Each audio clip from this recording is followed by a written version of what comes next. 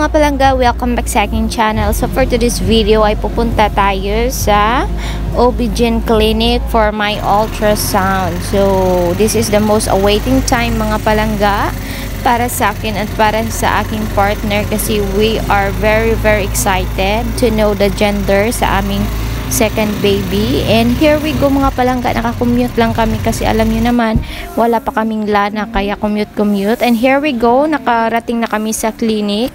And ayan, nandito pa kami sa waiting area nila. And after nito ay papasok na ako pero bawal gumamit ng cellphone sa loob kaya ayan, hindi tayo makapag video sa loob mga palangga. And ito na mga palangga, here is the result. Ayan, so later on ko na siya i-discuss sa inyo kasi nagugutom pa kami. So dumaan na muna kami dito sa ilalim ng OB-GYN clinic sa Crispy King kasi nagugutom na ang aming mga alaga.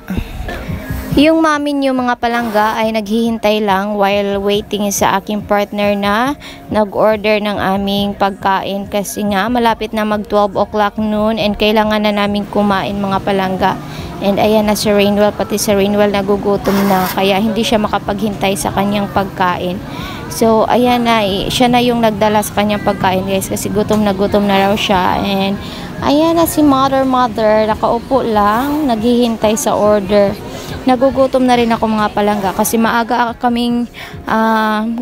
kaming pumunta dito sa city for my ultrasound. I think 8 o'clock in the morning. So medyo nagugutom na kami.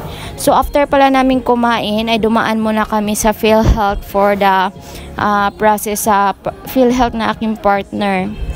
And hindi kami nakapag-process guys kasi kailangan pa ng joint affidavit. So kailangan namin kumuha muna ng attorney. And ayan, dumaan muna kami dito sa Z-Star pag uwi namin sa Zamboanguita. So bumili kami ng gamit ni baby, yung una niya set at yung hotdog at yung mga mittens niya mga palangga. So ayan, enjoy sila sa pagsayaw kasi nga masaya sila sa result ng ultrasound ko. So ito na mga palangga, i-reveal ko na sa inyo kung ano yung gender ng aking second baby. So I hope na tapusin nyo ang videong ito. So mga palangga, this is it. Ito na yung hinihintay ko at alam kong hinihintay din nyo. Kasi sa mga viewers ko dyan na sumusubaybay sa akin. So ito na yung ating reveal sa aking ultrasound result. So hindi na tayo magpapasikot-sikot pa mga palangga kasi hindi naman ako mayaman katulad ng iba na kailangan pang merong mga gender reveal na mga pasikot-sikot. Syempre tayo kumakain lang ng bulad, dinamos. So ngayon hindi tayo magpasikot-sikot. So ito na yung pinakahihintay ko guys. And alam nyo yung feeling na nagdadasal kami na sana babae, but again and again, ayan, nagkakaroon ulit ako ng baby boy for my second baby, but we're still blessed. And you know guys na it's a blessing from God, so kailangan natin tanggapin kung ano yung ibinigay ni God sa atin. And nagpapasalamat pa rin naman yung partner ko kahit it's a boy, ayan, kasi nga gusto naming magkaroon ng baby girl. So kaya gumawa kami ng second baby for para naman may kalaro si Rainwell. Para may kalaro si Rainwell guys. And ayan, baby boy. So masaya pa naman si Rainwell na nagkakaroon siya ng baby boy. So hindi na ako mahihirapan na bumili ng mga damit pang lalaki kasi kapag ayan, medyo lumaki na si Rainwell, so yung kanyang mga maliliit na damit ay pwede namang gamitin ni baby boy, diba? So ang ingay ng mga manok dito sa amin mga palangga. So ayan mga palangga, it's a baby boy.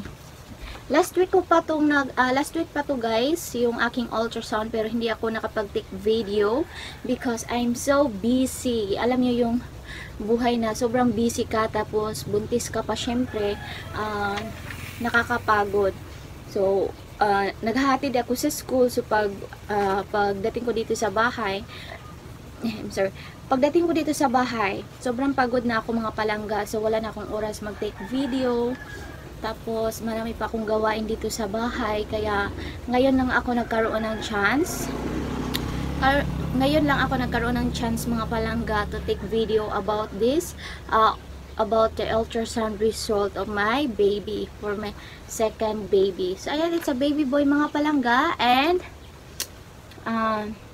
ang aking due date dito sa ultrasound result is December 7, 2023. But in my prenatal, based on my last menstrual period, it's November 12, 2023. So, para sa akin guys, hindi na siya aabot ng December because alam ko kung kailan namin siya binuo. So, for me, hindi na siya aabot ng December. Pero dito sa ultrasound result, December 7. So, this is only the estimated due date ng mga doktor. Yan, sobrang init dito mga palangga. O, sobrang init ng world. Especially kapag buntis, sobrang init ng pakiramdam mga palangga. So, siya mga palangga is yung kanyang weight is 1.5. 1,596 grams. So, hindi siya gaano kalaki. Hindi siya gaano kalaki mga palangga. Unlike to Rainwell dati na sa Rainwell lumabas 3.60 siya lumabas mga palangga. Ang laki-laki na Rainwell, 3 kilo.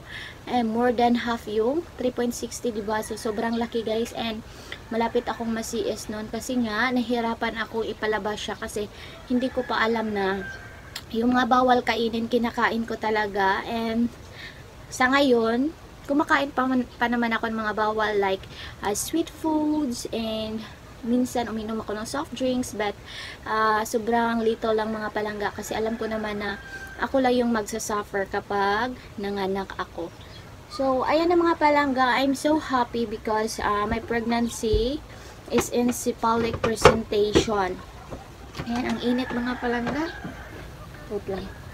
So, my pregnancy guys is in cephalic presentation with good cardiac and somatic activities, 30 weeks and 4 days by biometry. So, ito yung sa based on the ultrasound scan. So, ang kanyang placenta anterior is grade 2 high lying, and I'm so thankful mga palangga kasi hindi katulad ng iba na yung mga placenta nila is yung yung malapit sa kanilang puwerta. So, kailangan talagang mas-CS kapag yung placenta nyo is yung nauna kaysa sa baby. So, in my case, nauna si baby bago ang placenta, and it's a very good sign na si baby is pwede siya nating normal delivery.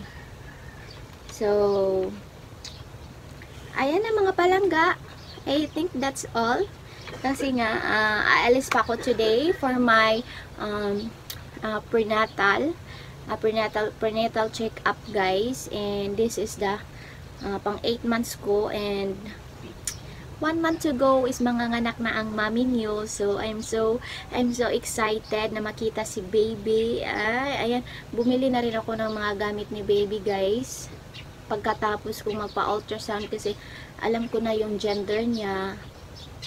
Meron ako mga gamit galing sa aking sister guys, but it's all unisex kasi nga all white lang siya. At meron din silang binigay na pang girl, pero si baby ay baby boy, so kailangan ko talagang bumili ng mga ibang gamit for mga baby boy. Kasi ang pangit naman yung baby boy nyo nagsusuot ng Hello Kitty, diba? So that's it mga palangga. Thank you so much for tuning in and for always watching my videos. Sana ipagpatuloy nyo pa ang pagsuporta sa akin hanggang sa dulo ng aking pag-vlog. Ayan, maraming salamat sa inyo, and hopefully ay matanggap na natin ang ating unang sahod sa YouTube. Ayan, makaka-receive na tayo guys. Kulang na lang siya ng $1, and I don't know when ko siya makukuha guys, kasi nga napapagod pa ang mami nyo na mag-upload ng videos. So kapag may time ako guys, nag-upload ako para makapag-ipon na tayo ng dollar. Diba? So thank you so much for watching this video mga palangga, and don't forget to subscribe my YouTube channel Wilma TV and Montiel and Bustamantes Vlog, and also to my Facebook Wilma Montiel. So thank you so much. Bye bye and God bless.